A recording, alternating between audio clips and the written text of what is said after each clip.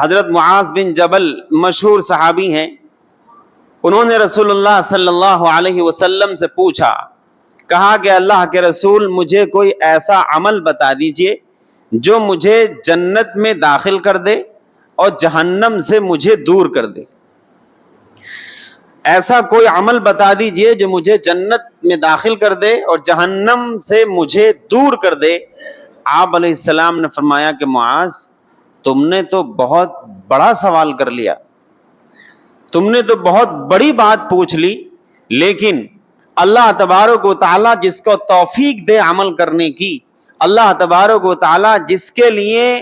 آسان کر دے، اس کے لیے کوئی بڑی بات نہیں ہے، اس کے لیے سب کچھ آسان ہے۔ اس کے بعد رسول اللہ صلی اللہ علیہ وسلم نے وہ اعمال بتائے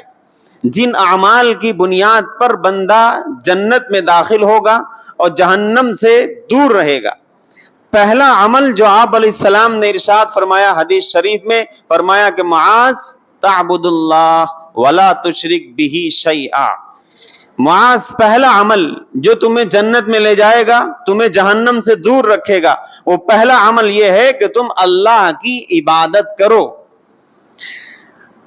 اللہ کی عبادت کا مطلب ہم لوگ صرف اتنا سمجھتے ہیں عام طور پر کہ بس صبح کی 2 رکعت پڑھ لی، ظہر میں 4 پڑھ لی، عصر میں پڑھ لی، مغرب میں پڑھ لی، عشاء میں پڑھ لی، بس اسی نماز کو 24 گھنٹے کی ان 5 نمازوں کو ہی ہم صرف عبادت سمجھتے ہیں، باقی اس کے علاوہ کوئی چیز عبادت ہم نہیں سمجھتے، شاید ایسا لگتا ہے۔ تو عبادت کا مطلب صرف یہ نہیں ہے کہ نماز پڑھ لو، نماز تو عبادت کا ایک اعلیٰ نمونہ ہے۔ عبادت کا مطلب یہ ہے کہ پوری زندگی، ہماری رات، ہمارے دن، ہماری صبح، ہماری شام، ہماری دوپہر، ہمارا چلنا پھرنا، ہمارا کاروبار، ہماری تجارت، ہمارا دکان پہ بیٹھنا، ہمارا ڈیوٹی پہ جانا، ہمارا مزدوری کرنا، ہر لمحے ہمیں یہ احساس ہو کہ میرے اللہ نے مجھے کیا حکم دیا ہے اس کام کو کرنے کے لیے، میرا اللہ مجھے دیکھ رہا ہے، میرا اللہ مجھ سے جواب طلب کرے گا۔ اس احساس کے ساتھ رسول اللہ صلی اللہ علیہ وسلم کے بتائے ہوئے طریقے کو سامنے رکھ کر پوری زندگی گزارنے کا نام عبادت ہے۔ عبادت چند منٹ کے لیے اللہ کے سامنے آ کر کے جھکنے کا نام نہیں ہے۔ یہ تو ہائی لیول ہے عبادت کا، اعلیٰ معیار ہے عبادت کا کہ کوئی بندہ اپنے سر کو اللہ کے سامنے رکھ دے، یہ تو بہت بلند معیار ہے۔ باقی اس کے علاوہ پوری زندگی جو صبح شام رات دن گزر رہی ہے، وہ رات دن کی زندگی پوری کی پوری عبادت بنے۔ فرمایا کہ معاذ، اللہ کی عبادت کرو، یعنی پوری زندگی اللہ کے حوالے کر دو۔ ولا تشرک بہ شیئا، اور فرمایا کہ معاذ دیکھو، اللہ کے ساتھ کسی کو شریک نہ کرنا۔ شرک کا مطلب ہوتا ہے کہ اللہ کی ذات میں کسی کو شریک ٹھہرا دینا، اس کی صفات میں کسی کو شریک ٹھہرا دینا، اس کے ناموں میں کسی کو شریک ٹھہرا دینا، اس کی عبادت میں، اس کی قدرت میں کسی دوسرے کو پارٹنرشپ دے دینا، یہ شرک ہوتا ہے۔ معاذ، یہ سمجھ لینا کہ اللہ تبارک و تعالیٰ اپنی ذات میں تنہا ہے، نہ اس کا کوئی بیٹا ہے، نہ اس کا کوئی باپ ہے، نہ اس کے بیوی ہے، نہ گھر خاندان کنبہ قبیلہ ہے، وہ تنہا ہے، ایسا ہے جس سے پہلے کوئی نہیں اور جس کے بعد کوئی نہیں۔ لا تأخذہ سنۃ ولا نوم، نہ اسے نیند آتی ہے، نیند تو بہت دور کی بات ہے، اسے تو اونگ بھی نہیں آتی۔ الحی القیوم، ہمیشہ سے زندہ ہے، ہمیشہ زندہ رہے گا، لا یموت، کبھی موت نہیں آئے گی، کبھی اس پر کوئی بھول کا اثر نہیں آتا، کبھی کسی طرح کی کمزوری نہیں آتی۔ لا معقب لحکمی، کوئی اس کے کیے ہوئے فیصلے کو بدل نہیں سکتا، کوئی اس کے لیے ہوئے فیصلے کے خلاف اپیل نہیں کر سکتا، وہ تنہا ہے، اسی کی قدرت آسمانوں میں ہے، زمینوں میں ہے، پوری کائنات میں اسی کی سلطنت اور قدرت ہے۔ معاذ، اس رب کی عبادت کرنا اور اس رب کے ساتھ کسی کو بھی کسی طرح کا شریک مت ٹھہرانا، یہ اسلام کی بنیادی سوچ ہے، اسلام کا یہ نظریہ ہے، یہ سوچ ہے۔ ہر آدمی کی ایک سوچ ہوتی ہے، ایک مشن ہوتا ہے، اسلامی مشن ہے یہ، اللہ کی عبادت اور اس کے ساتھ کسی کو شریک نہ کرنا۔ پہلی چیز جو جنت میں داخل ہونے کا سبب بنے گی اور جہنم سے دور رہنے کا سبب بنے گی، اللہ کی عبادت اور اس کے ساتھ کسی کو شریک نہ کرنا۔ اس کے بعد فرمایا معاذ اب اس کے علاوہ، یہ تو ایک سوچ ہے، فکر ہے یہ، اور اس کے علاوہ اب وہ چیزیں ہیں جو اعمال سے متعلق ہیں۔ فرمایا کہ دیکھو تقیم الصلاۃ، نماز کی پابندی کرنا، وتؤتی الزکاۃ، زکوٰۃ ادا کرنا، وتصوم رمضان، رمضان المبارک کے روزے رکھنا، وتحج البیت، اور بیت اللہ کا حج کرنا۔ یہ بنیادی 4 چیزیں، نماز کو پڑھنا نہیں، قائم کرنا۔ پڑھنے کا مطلب ہوتا ہے کہ آپ نے صبح پڑھ لی، دوپہر کی غائب ہو گئی، پھر آ گئے، پھر چلے گئے، یہ پڑھنا ہے جو کبھی کبھار ہو گیا، اس کو پڑھنا کہتے ہیں۔ اور ایک ہے قائم کرنا۔ قائم کرنے کا مطلب یہ ہے کہ آپ کسی عمارت کو باقاعدہ اس کی بنیادوں کو مضبوط کر کے، پلر دے کے، اور اس کو شاندار عمارت کی شکل دینا چاہتے ہیں، اس کو قائم کرنا چاہتے ہیں اور اس کو ہمیشہ کے لیے بلند کرنا چاہتے ہیں، یہ ہے قائم کرنا۔ معاذ نماز کو قائم کرنا کبھی کبھار اکا دکا پڑھنا نہیں کہلاتا۔ قائم کرو گے پابندی کے ساتھ، آداب کی رعایت، اصول کی رعایت، سنت مستحب کی رعایت، اللہ کے خوف اور یقین کے ساتھ اور اس کے دھیان کے ساتھ، یہ عبادت نماز کو قائم کرنا۔ مالی عبادت جو بڑا مشکل کام ہے، ہم اکثر کہتے ہیں کہ نماز پڑھنا بھی آسان ہے،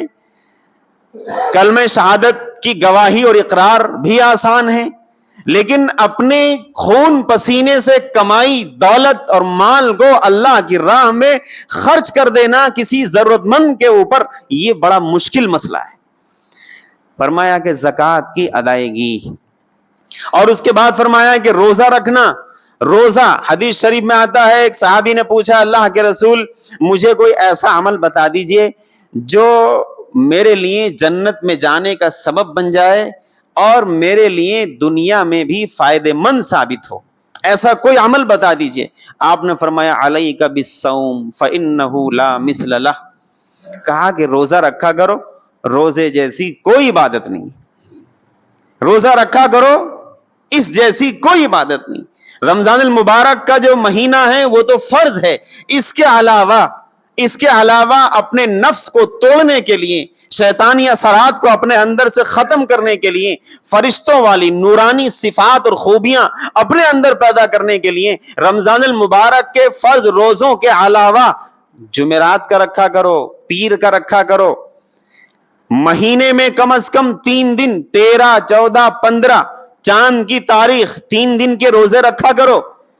اور اگر اور ہمت ہے تو 1 دن روزہ رکھو، 1 دن نہ رکھو، 1 دن رکھو 1 دن نہ رکھو، اس طرح سے مہینے میں 15 روزے کرو۔ فرمایا کہ فإنہ لا مثل لہ، اس جیسی کوئی عبادت نہیں۔ حج کرو، اللہ تبارک و تعالیٰ نے حیثیت دی ہے، اخراجات برداشت کرنے کی ہمت دی ہے، حوصلہ دیا ہے، اتنا مال دیا ہے، تو بیت اللہ کا حج کر کے آؤ۔ یہ وہ بنیادی عبادتیں ہیں جو ارکان اسلام کہلاتی ہیں۔ اس کے بعد آپ علیہ السلام نے فرمایا کہ معاذ الا ادلک علی ابواب الخیر، کہ معاذ کیا میں تمہیں کچھ خیر کی باتیں نہ بتاؤں؟ حضرت معاذ کہنے لگے اللہ کے رسول ضرور بتائیے۔ آپ نے فرمایا سنو، الصوم جنہ، روزہ جہنم سے، اللہ کے عذاب سے حفاظت ہے، تمہارے لیے ایک ڈھال ہے، اللہ کے عذاب اور جہنم سے تمہاری حفاظت کا ذریعہ ہے۔ اور اس کے بعد فرمایا کہ وَالصَّدَقَةُ تُطْفِئُ الْخَطِیئَةَ كَمَا يُطْفِئُ الْمَاءُ النَّارَ، کہ صدقہ اللہ کی راہ میں خرچ کرنا یہ گناہوں کو ویسے مٹا دیتا ہے جیسا کہ پانی آگ کو بجھا دیتا ہے۔ کبھی غلطی ہو جائے، کبھی گناہ ہو جائے، ہو گیا جانے انجانے میں، توبہ کرو، اللہ سے معافی مانگو، ساتھ ساتھ کچھ صدقہ بھی چپکے سے کسی کو دے دیا کرو۔ اس صدقہ کرنے سے تمہارے گناہ ویسے ہی مٹ جائیں گے جیسا کہ آگ، بھڑکتی آگ کے اوپر پانی ڈالنے سے وہ آگ بجھ جاتی۔ اور اس کے بعد آپ علیہ السلام نے فرمایا کہ معاذ کیا میں تمہیں بتاؤں اس دین کا سر کیا ہے؟ دین اسلام، اس دین کا سر کیا چیز ہے؟ اس دین کا پلر کیا چیز ہے؟ اس دین کے کوہان کی بلندی یہ کیا چیز ہے؟ حضرت معاذ کہنے لگے ضرور بتائیے۔ آپ علیہ الصلوۃ والسلام نے ارشاد فرمایا رأس الامر الاسلام، پورے دین کا خلاصہ اور پورے دین کا یوں سمجھو جیسا کہ سر جو سب سے اہم حصہ ہے جسم کا، پورے دین کا جو سر ہے، جو اہم حصہ ہے، فرمایا الاسلام، الاسلام وہ ہے 24 گھنٹے اپنے آپ کو اللہ کے سامنے سرنڈر رکھنا، کسی لمحے بھی خیال نہ آئے بغاوت کا، کسی موقع پر بھی دل میں بڑا پن محسوس نہ ہو، کبر و غرور و گھمنڈ کا اثر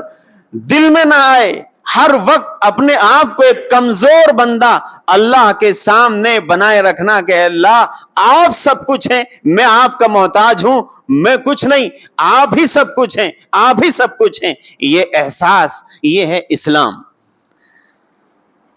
یہ راس الامر، پورے دین کا یہ سر ہے کہ 24 گھنٹے کی زندگی اللہ تبارک و تعالیٰ کے سامنے بندہ بالکل سرنڈر رکھے اپنے آپ کو کہ اللہ بس آپ ہیں، میں کچھ نہیں۔ اور اس کے بعد فرمایا کہ دین اسلام کا جو ستون ہے، فرمایا کہ وہ ہے نماز، اس کا خیال رکھنا، اس کا خیال رکھنا۔ بعض لوگ بہت ساری عبادتیں کرتے ہیں، اچھے اچھے کام بھی کرتے ہیں، لیکن نماز نہیں پڑھتے، کہتے نہیں ہم فلاں کام کر رہے، فلاں آپ وہ ٹھیک ہے اپنی جگہ آپ کر رہے ہیں، اللہ اس کا اجر آپ کو الگ سے دے گا، لیکن جو اہم چیز ہے آپ اس کو انجام نہیں دے رہے ہیں، اس کے نتیجے میں آپ کو سزا بھی بھگتنی پڑ سکتی ہے۔ اس لیے فرمایا کہ نماز دین کا ویسے ہی ستون ہے جیسے کسی عمارت کو روکنے کے لیے پلر کی ضرورت ہوتی ہے، اور ہم سب جانتے ہیں کہ اگر عمارت میں پلر نہ ہو تو اس کا پیسہ بھی کم ملتا ہے، اور لوگ اس کو جلدی ریجیکٹ بھی کر دیتے، نہیں بھائی پلر پہ نہیں بنا ہے مکان، اس لیے ہم اتنے پیسے میں نہیں لیں گے، کم میں لیں گے، چونکہ پلر پہ نہیں بنا ہے، مضبوطی نہیں۔ جس زندگی میں نماز نہ ہو، چاہے جتنے اچھے اچھے کام ہو، لیکن اگر زندگی میں نماز نہیں ہے تو پھر اس کا مطلب زندگی میں پلر نہیں ہے، ستون نہیں ہے، آپ کی زندگی ستون پر ٹکی ہوئی نہیں ہے، مضبوطی نہیں ہے آپ کے اعمال میں، کب ڈھہ جائے کچھ نہیں کہہ سکتے۔ ایک بارش برداشت کرے یا دوسری کرے کچھ نہیں کہا جا سکتا، چونکہ جو پلر ہے مضبوطی دینے کے لیے وہ آپ کی زندگی سے غائب ہے۔ اس لیے آپ نے فرمایا کہ دین کا جو ستون ہے وہ نماز ہے، نماز، اس کا خیال رکھنا۔ اور اس کے بعد فرمایا کہ دین کے کوہان کی بلندی، کوہان کسی جانور کا، اونٹ کا کوہان ہوتا ہے نکلا ہوا اوپر کو، گویا سب سے اونچی چیز، سب سے اوپر کی چیز، فرمایا کہ دین اسلام کے کوہان کی جو چوٹی ہے وہ ہے الجہاد، الجہاد، اللہ کی راہ میں اللہ کے کلمے کو، اس کے نظام کو بلند کرنے کے لیے جان مال عزت آبرو سب کچھ قربان کر دینا، یہ ہے الجہاد کا مطلب۔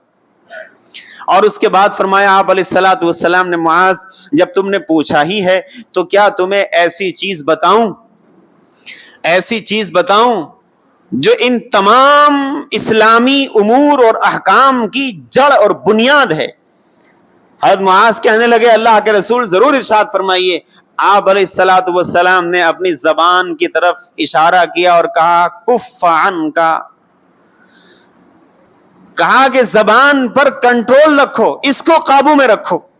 اس کو قابو میں رکھو۔ ایک دوسری حدیث ہے آپ علیہ السلام نے ایک موقع پر حضرت عقبہ بن عامر کو نصیحت کرتے ہوئے بات ارشاد فرمائی تھی، املک علیک لسانک، عقبہ میری نصیحت ہے تمہیں یہ کہ تم اپنی زبان پر کنٹرول رکھنا، اس کو بلا وجہ نہ چلانا، کسی کی غیبت، کسی کی برائی، چغل خوری، کسی پہ الزام، کسی کو گالی، کسی پہ کچھ، کسی پہ کچھ، یہ جو ساری چیزیں ہیں یہ زبان کے ہی وہ گناہ ہیں جن کی بدولت انسان کو منہ کے بل، پیشانی کے بل گھسیٹ کر جہنم میں پھینکا جائے گا۔ فرمایا کہ معاذ پورے دین کی جڑ اور بنیاد یہ زبان ہے، زبان، اس کو کنٹرول میں رکھنا۔ حدیث شریف کو بیان کرنے کا مقصد میرا یہ ہے، جیسا کہ میں نے شروع میں عرض کیا کہ قربانی کا مہینہ ہے، قربانی ہم لوگوں نے کی، جس کو اللہ نے جو حیثیت دی اپنی حیثیت کے مطابق قربانی تمام صاحب حیثیت لوگوں نے کی، اور جنہوں نے نہیں کی، جن پر واجب تھی، نہیں کر سکے، وہ اللہ سے معافی مانگے، ساتھ ہی ساتھ بدلے میں قربانی کا جو حصہ ہے یا قربانی کا جو جانور ہے اس کے بدلے میں اتنی قیمت ان کے اوپر صدقہ کرنا واجب ہے۔ اس کے علاوہ قربانی کا جو مقصد تھا، جو پیغام تھا، جانور کو ذبح کرنا اس کے خون کو نیچے چلا جانا، اس کے اور جسم کے حصوں کو جو کھانے کے قابل ہیں ان کو استعمال کرنا، باقی 3-4 دن کے بعد بھول جانا، یہ مقصد نہیں قربانی کا۔ قربانی کا مقصد قرآن کی آیت شروع میں نے پڑھی، لَن يَنَالَ اللَّهَ لُحُومُهَا وَلَا دِمَاؤُهَا وَلَٰكِن يَنَالُهُ التَّقْوَىٰ مِنكُمْ، اللہ کو تمہارے جانور کا گوشت یا خون نہیں پہنچتا، اس کو تو تمہارے دل کی کیفیت پہنچتی ہے کہ تمہارے دل کے اندر سے شیطانی اثرات ختم ہوئے یا نہیں ہوئے، تم نے اپنے جذبات کی قربانی دی یا نہیں دی، تم نے اپنے آپ کو اللہ کے حوالے کرنے کا عہد کیا یا نہیں کیا۔ یہ ہے قربانی کا اصل مقصد۔ اس پیغام کو ہم سب تازہ کریں۔